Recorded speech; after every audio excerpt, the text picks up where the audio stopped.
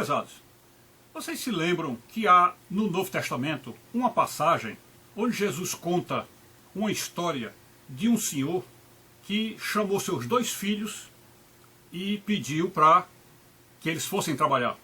Vocês se lembram dessa? Está aí o texto para vocês conferirem na Escritura. Pois bem, vamos, antes de entrar nesta parábola, imaginar que ir trabalhar seria as boas obras. E dizer que vai trabalhar, ou falar, ou pregar, seria crer, ter fé, ok?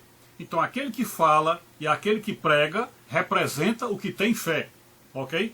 E o que faz, o que vai trabalhar representa o que tem obras, ok?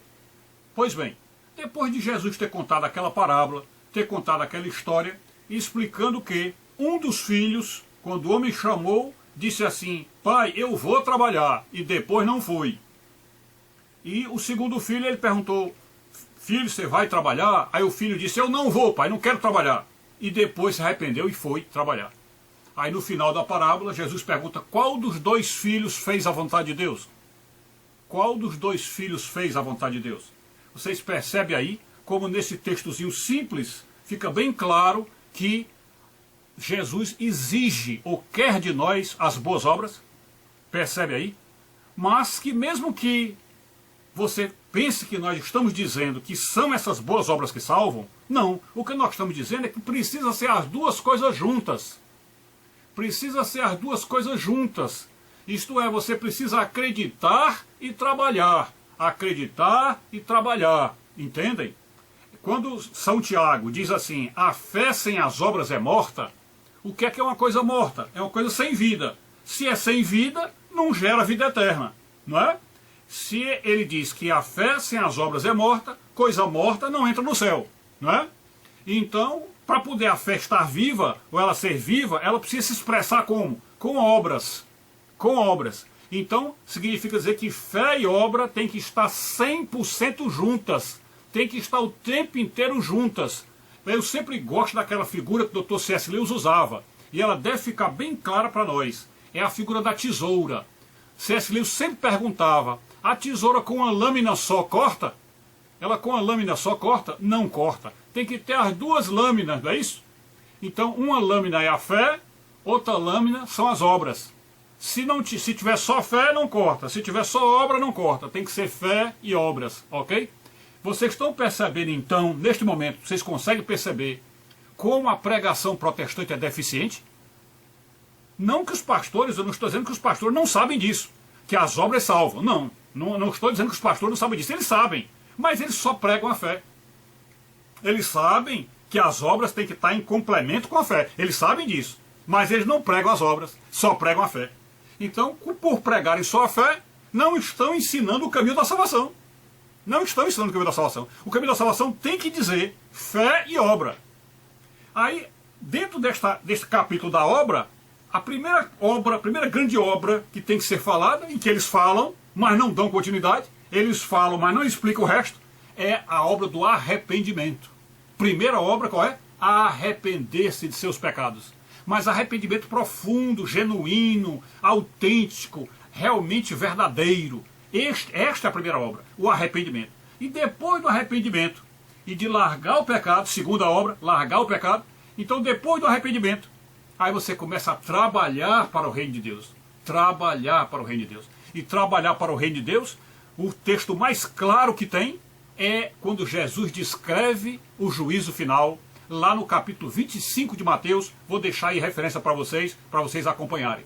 E lá está muito claro quando Jesus diz assim: ora, vocês aí que viviam, Senhor, Senhor, em teu nome expulsamos demônios, em teu nome fizemos a caridade, em teu nome isso. Aí Jesus disse: ide malditos para o lago de fogo e enxofre, pois eu não os conheço. E aí os justos não falam isso, que falavam em nome de Jesus, nada disso. Os justos nem sabiam que estavam fazendo a obra de Deus. Jesus disse assim: olha, quando vocês fizeram isso a um dos meus pequeninos, olha, quando vocês deram de roupa para o pequenino que estava nu, quando vocês deram de comer ao que estava com fome, quando vocês deram de beber ao que estava com sede, quando vocês foram visitar os doentes, aí vocês estavam fazendo essa obra a mim, era a mim que faziam a obra. Então aí está a salvação de vocês, ok? Então fica bem claro que as boas obras precisam estar atreladas com a fé. Uma coisa não tem nada a ver com a outra.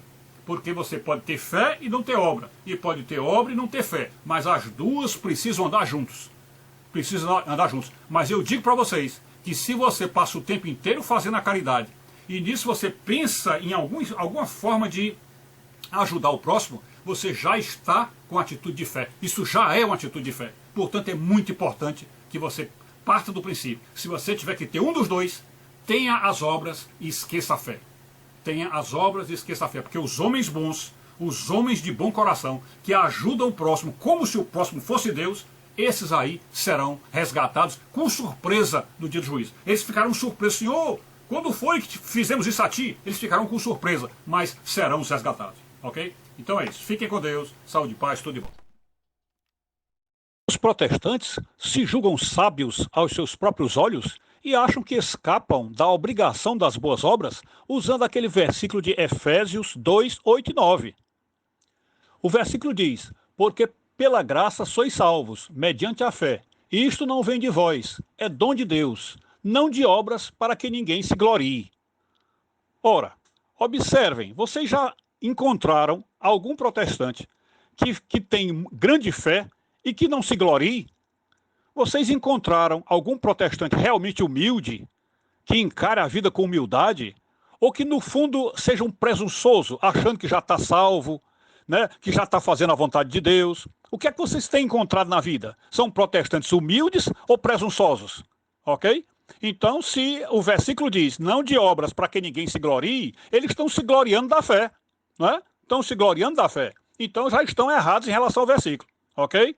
É isso aí, fiquem com Deus.